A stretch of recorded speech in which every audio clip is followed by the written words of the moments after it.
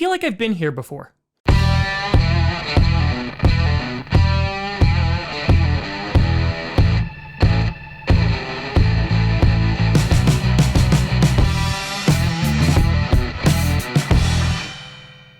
Grossi Posse Packer Nation. Welcome to another episode of Pancast, the podcast where you don't have to be Packers fan, but it sure does help. I'm your host, Tom.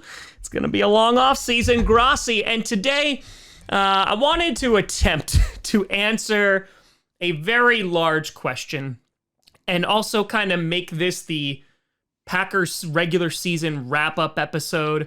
But that question is, what's next for the Packers? And it's such a large question because, of course, the obvious and main focal point this offseason is going to be, what is Aaron Rodgers going to do? Is he going to retire? Is he going to come back? Is he going to get traded? I don't think he's going to get traded. What do we do with Jordan Love? Then you start to look at our pending free agents. We have 16 of them. On top of that, you take a look at who's going to wind up having to be cut, who's going to have to be restructured.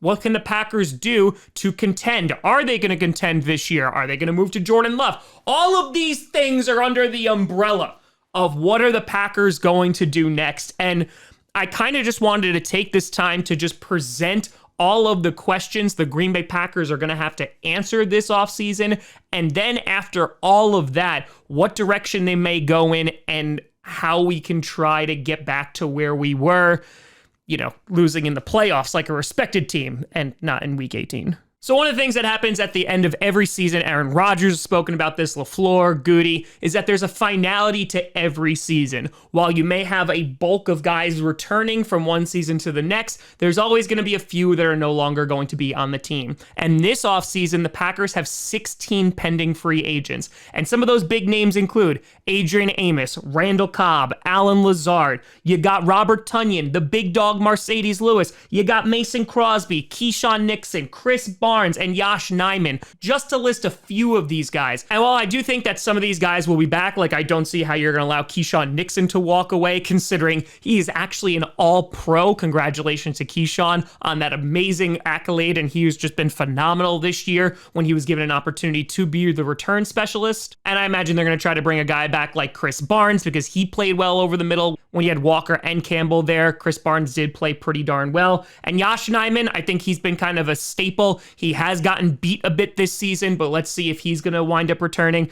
But then there's the other big guys, like Adrian Amos, who I have loved as a safety on the Green Bay Packers. His play this year, really not so great. I wouldn't be surprised if they wind up letting him walk, which means the Packers are going to have to address that secondary. And you already look at Darnell Savage, who played better at times during this season, but also has a ways to go. So the Packers may have to address safety. Of course, Randall Cobb, Aaron Rodgers' best friend.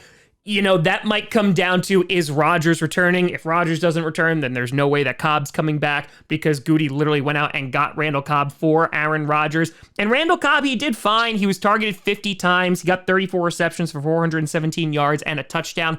Was definitely clutch at times, but I just don't know if monetarily it makes sense to bring Randall Cobb back. You do talk about those locker room guys, and Randall Cobb is one of them in a very young wide receiver core in which you're going to have guys like Alan Lazard, who we could talk about, who's likely gone. I said earlier this year that I don't think Alan Lazard is going to return. I don't think he wants to be in Green Bay anymore, and he could make more money in free agency. His post-game interview on Sunday after the Lions game seemed to confirm that, saying that this was his last game. I know you could kind of interpret that in different ways, but I just do not see Alan Lazard returning to this football team. So which means even if Randall Cobb does come back, they are going to have to address the wide receiver room. You do have a young, talented roster at wide receiver. Of course, you have Christian Watson, Romeo Doubs, Amori Toure. You have those guys, but they are going to need somebody else. I imagine they are going to address that in the draft and maybe free agency, though I think they might just go for it in April.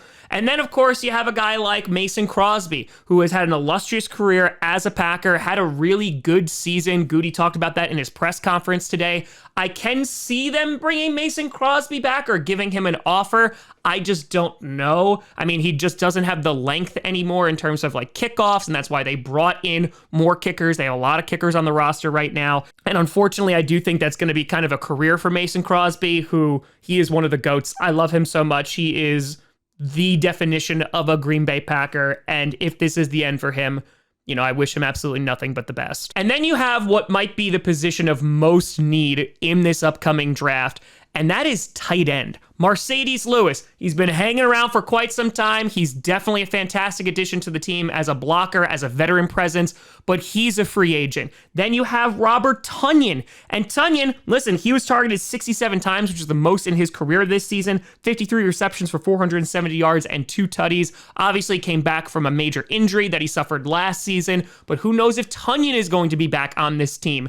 And right now, we might be sitting with literally almost no tight ends on the roster. So it is going to have to get addressed, whether you're bringing Robert Tonyan or Big Dog back or not. They're going to have to figure it out. This draft also has a pretty nice selection of tight ends. They have some great prospects. So this might be the time for the Packers to spend an early pick to go and get a tight end. And while they did do that recently with a 3rd round pick with Josiah DeGuara, before that they did it with Jay Sternberger. And DeGuara is fine, don't get me wrong, and I want to see more of him. They are just going to need some depth there.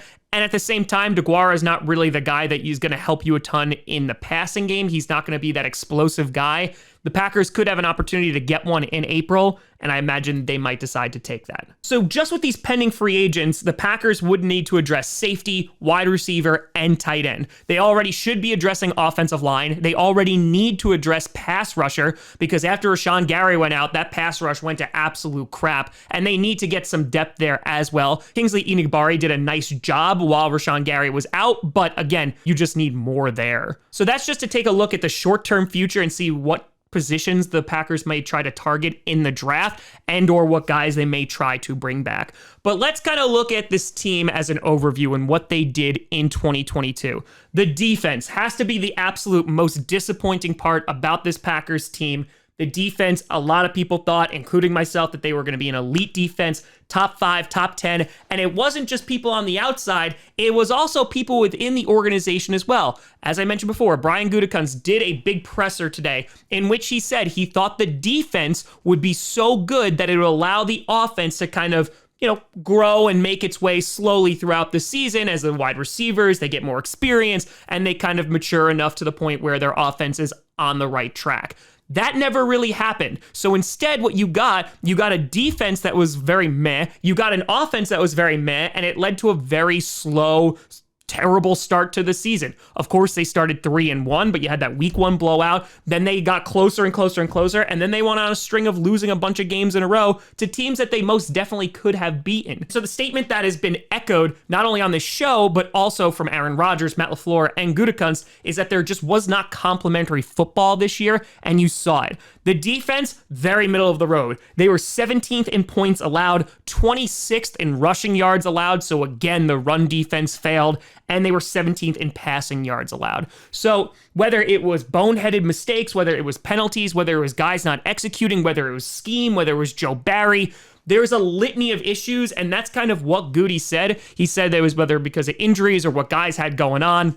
They just did not play up to their expectation and level. And I know a lot of people want to look at Joe Barry and say, hey, he's the problem. And I'm going to be very clear with you.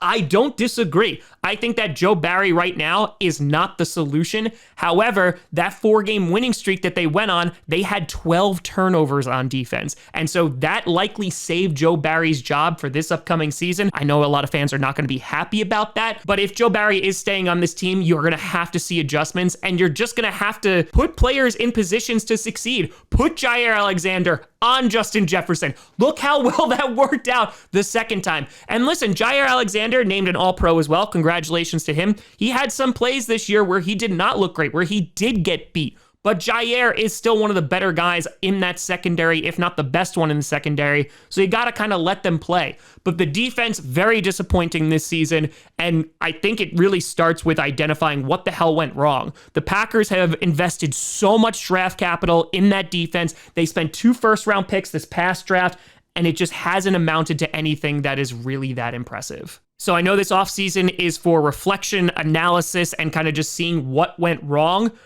I hope they find their answer, because right now it seems like the Packers are just kind of staying the course. And while there have been flashes and Rashawn Gary coming back at some point will be great for this team, at some point you are going to have to see results there, especially after you made a major investment in it. And then taking a look at the offense, there wasn't anything super surprising except the run offense. That one was a little bit surprising here. The Packers, they were 14th in points, so right in the middle of the road, 15th in rushing, 17th in passing. I say not really surprising for the passing because young wide receiver group, they're going to spread the ball around. That was kind of the assumption heading into this year. But we thought they would run the ball a lot more.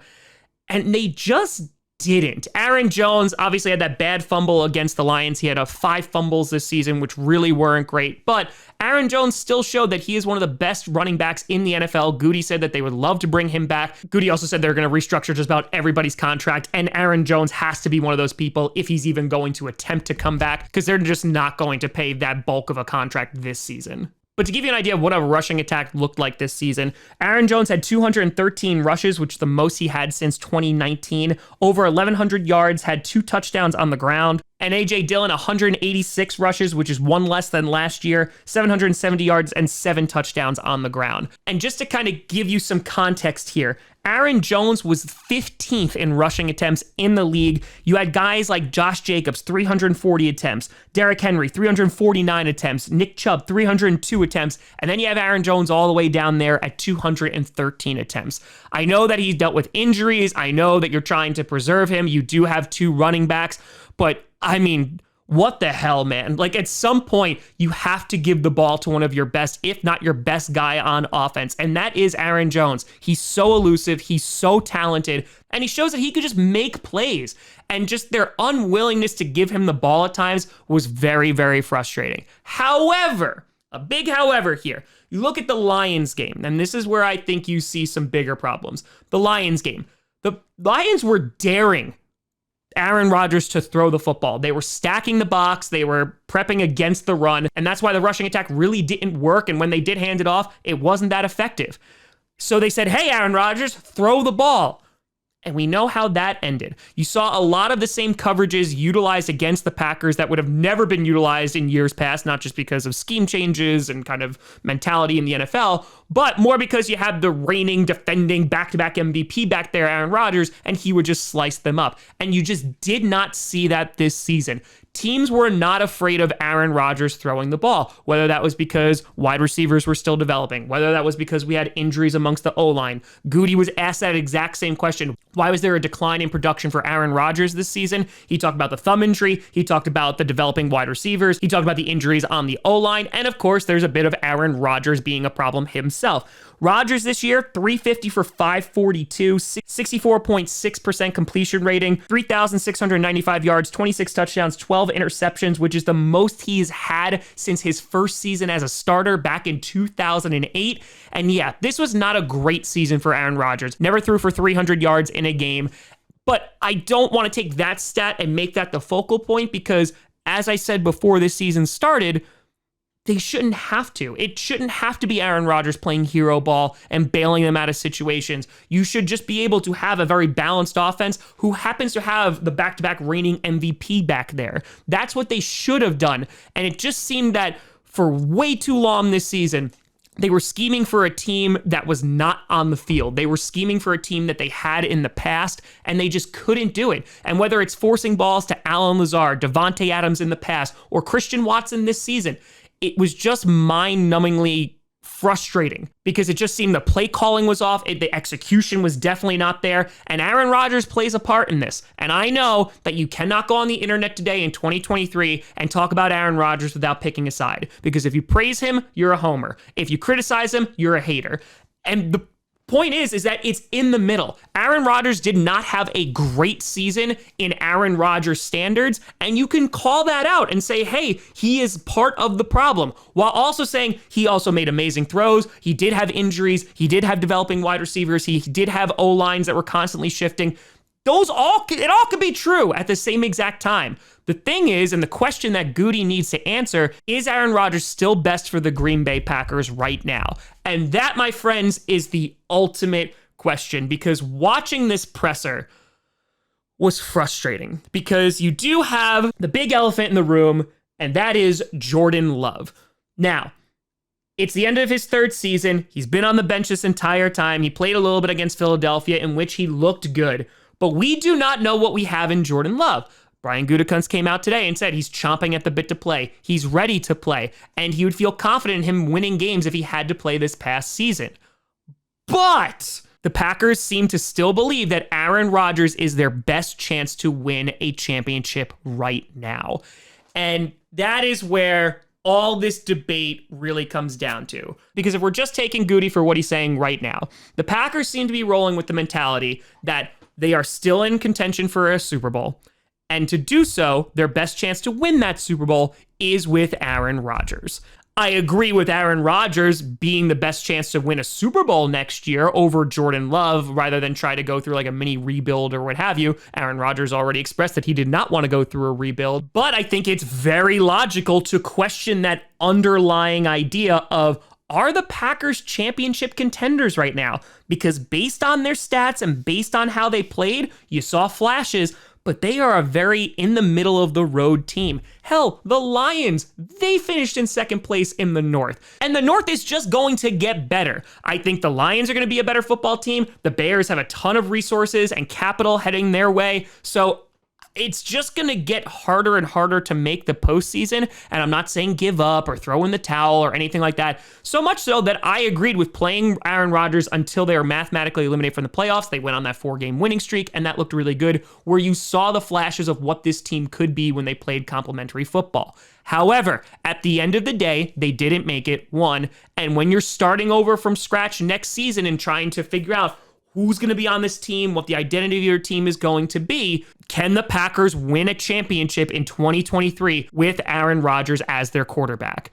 And there's arguments for both sides. You look at the defense, that's not giving me a ton of optimism and expectations, but you look at guys like Christian Watson and Romeo Doubs coming into their second year, that could be helpful. You'll see more production out of them.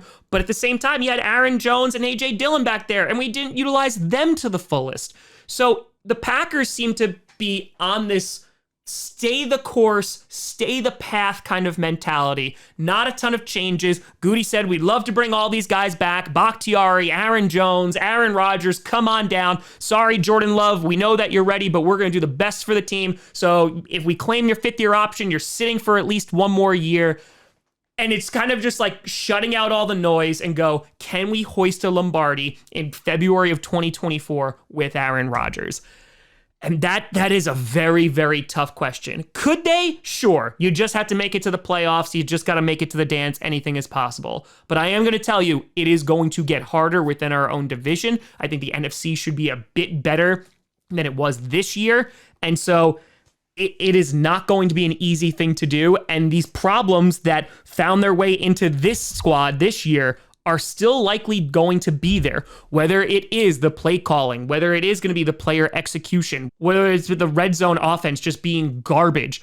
The Packers need to look at all the issues that were prevalent this season and really take a step back and go, these can be fixed. This is how this is fixed. And then we move forward. Because this defense has a long way to go until it is elite. I mean, just looking at the pass rush alone, we had 32 sacks this season. The Eagles, who were the league high, they had 70. So they more than doubled us.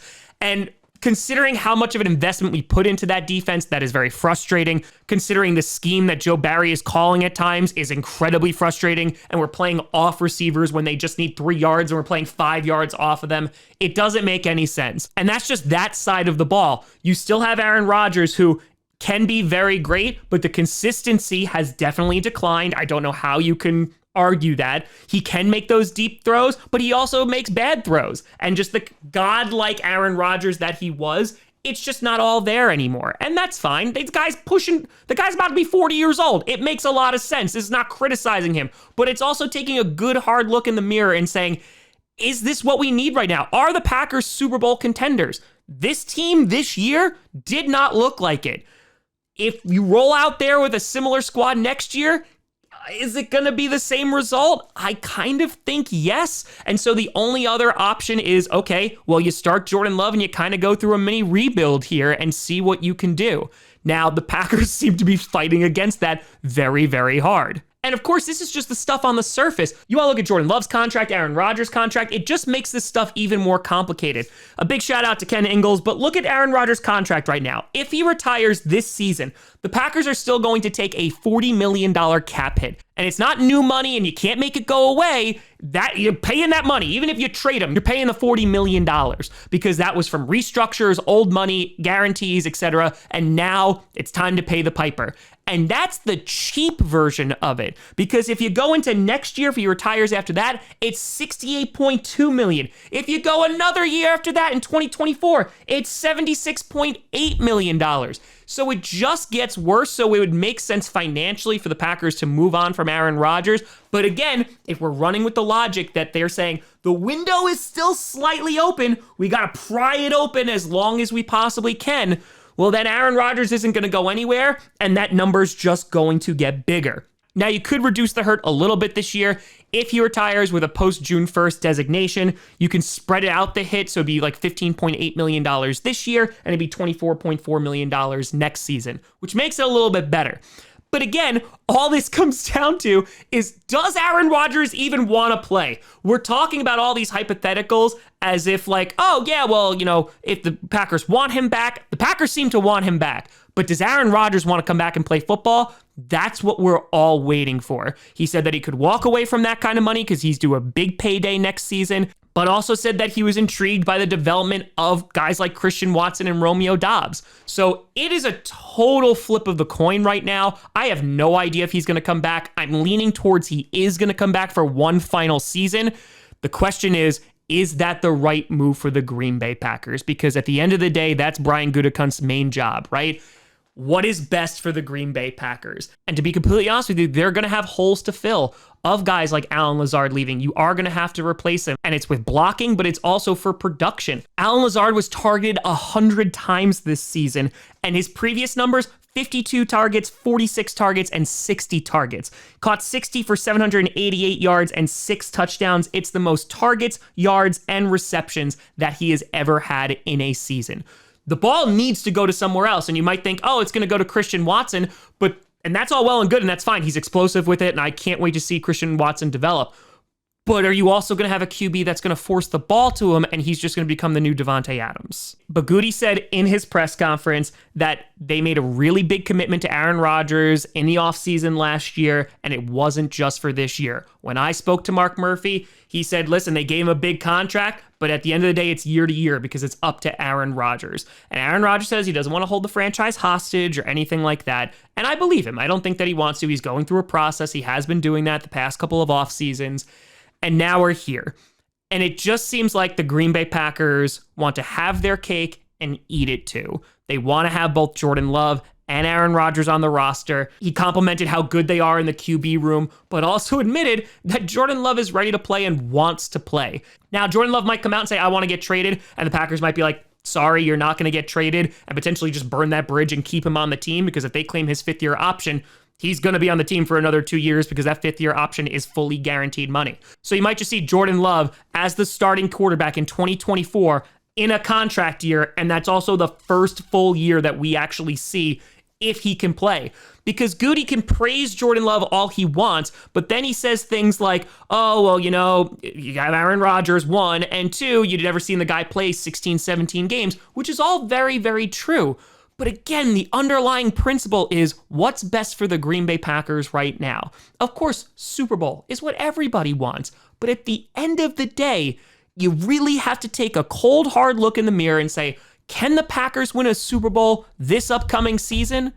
Truly, forget about who their QB is. With everyone around them and the way that you played this year, can you get to a level where you are contending for the Lombardi? And if the answer is no, then it kind of doesn't matter who you have back there at QB.